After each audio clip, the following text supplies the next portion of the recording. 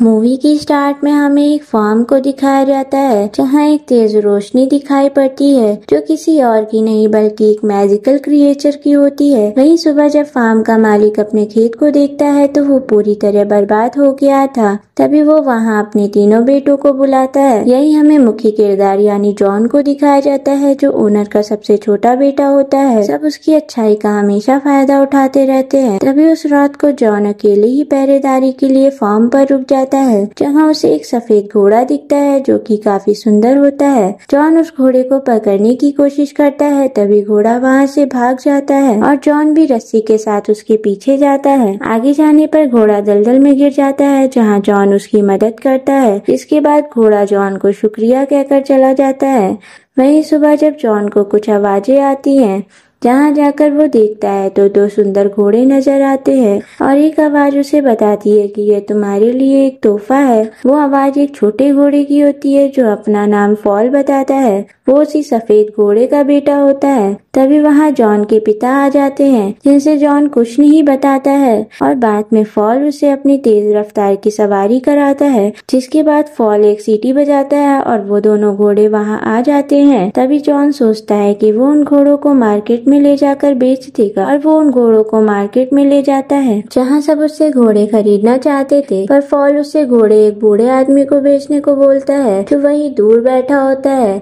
पर जॉन घोड़े को राजा को बेचने जाता है जहाँ सब उस पर शक करने लगते हैं और किंग जॉन को बिना पैसे दिए घोड़े उससे छीन लेता है। वहीं फॉल जॉन पर गुस्सा करता है पर जॉन को उदास देखकर वो फिर से सीटी बजाता है तो दोनों घोड़े जॉन के पास वापस दौड़कर आ जाते हैं और इससे किंग की गाड़ी पलट जाती है और वो आटे के ऊपर गिर जाते हैं। पर किंग कुछ नहीं बोल पाते। बाद में किंग जॉन से घोड़े की कीमत लगाने को बोलता है जहाँ जॉन बहुत ज्यादा कीमत बताता है तो किंग का मंत्री किंग से जॉन को अपने पास काम पर रखने को बोलता है और जॉन भी किंग के पास काम करने को मान जाता है और किंग के महल में काम करने लगता है। तभी किंग का आदमी किंग से बोलता है कि जॉन को फियोनिक्स बर्ड को पकड़ के लाने का काम दे दो जिसमें अगर जॉन नाकाम हो जाता है तो आप उसे मौत की सजा दे देना। इसके बाद किंग ये सब जॉन को बोलता है और जॉन भी चुनौती एक्सेप्ट कर लेता है। वहीं फॉल उसे समझाता है पर जॉन उसकी नहीं मानता है तो फॉल उसकी मदद करता है और उसे जंगल में ले जाता है जहाँ फॉल उसे एक ड्रीम नट को दिखाता है जो कि फायरबर्ड को काफी पसंद होते हैं। जॉन उन नट को अपने साथ ले आता है। अब दोनों वहाँ पहुँच जाते हैं जहाँ फायरबर्ड रहता था। अब वो वहाँ पर कुछ नट को फेंक देते हैं और छुपकर इंतजार करते हैं। तभी वहाँ फायरबर्ड आता है, सारे नट खा लेता है। इसके बाद वो बेहोश हो जाता है। तभी जॉन उसे पकड़ने जाता है पर फायरबर्ड को होश आ जाता है और वो जॉन और फॉल के पीछे पड़ जाता है तो पूरे आइलैंड पे आग लग जाती है। तभी आखिरी बचा नेट जॉन उसकी तरफ फेंकता है जिसके बाद वो बेहोश हो जाता है। अब जॉन उसे जंजीर में पकड़ लेता है पर फायरबर्ड को रोते देख जॉन को उस पर दया आ जाती है और वो फायरबर्ड को आजाद कर देता है।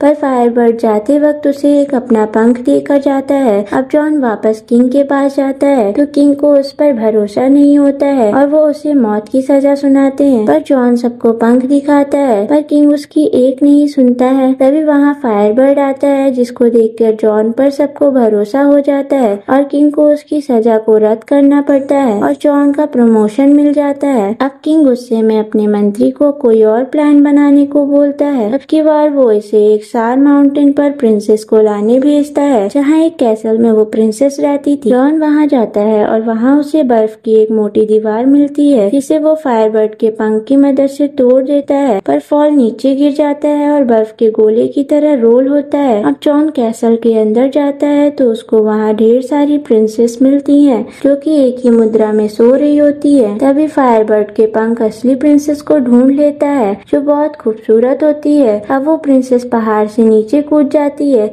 जहाँ जॉन भी उसके पीछे कूदता है पर फॉल उन्हें बचा लेता है। फॉल उन्हें नीचे ले जाता है जहाँ वो समझ गया था कि जॉन प्रिंसेस को पसंद करता है और प्रिंसेस भी जॉन को पसंद करने लगी थी। अब वो किंग के पास जाते हैं जहाँ किंग उसे जिंदा देखकर गुस्सा हो जाता है। जॉन को प्रमोशन मिल जाता है पर वो खुश नहीं होता है। जॉन प्रिंसेस को कुछ बोल पाता उससे पहले ही किंग उसे शादी के लिए प्रपोज कर देता है जहाँ प्रिंसेस एक शर्त रखती है कि उसे उसकी दादी की रिंग चाहिए जो समुद्र में कहीं गिर गई थी। ये काम भी किंग जॉन को बोलता है जिसके बाद फॉल अपनी माँ से रिंग के बारे में पूछता है जो एक बेल के पेट में होती है।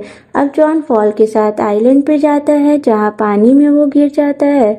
वहीं वो एक मछली को जंजीरों में बंधा देखता है जो वही वेल होती है। तभी फॉल उसे बताता है कि आइलैंड कोई और नहीं वही वेल है। जॉन वेल की मदद करता है और उसकी नाक में जाकर उसे गुदगुदी करता है। वेल को छींक आती है जिससे वो आजाद हो जाती है। तभी जॉन को वो रिंग एक क्रैब के पास मिल जाती है। जॉन रिंग को लेकर प्रिंसेस के पास जाता है जहाँ वो फियोनिक्स को बंधा पाता है। किंग फॉल को देखता है और उसे सूट कर देता है। अब प्रिंसेस उसे शादी की नई शर्त बताती है जिसमें 3 अलग पॉट होते हैं, पर किंग ये सब जॉन को करने को बोल देता है। तभी जॉन दोनों पॉट में से सही सलामत निकल आता है और फॉल फ्लावर की मदद से जॉन को वहाँ से निकाल लेता है जहाँ से जॉन एक प्रिंस बनकर निकलता है।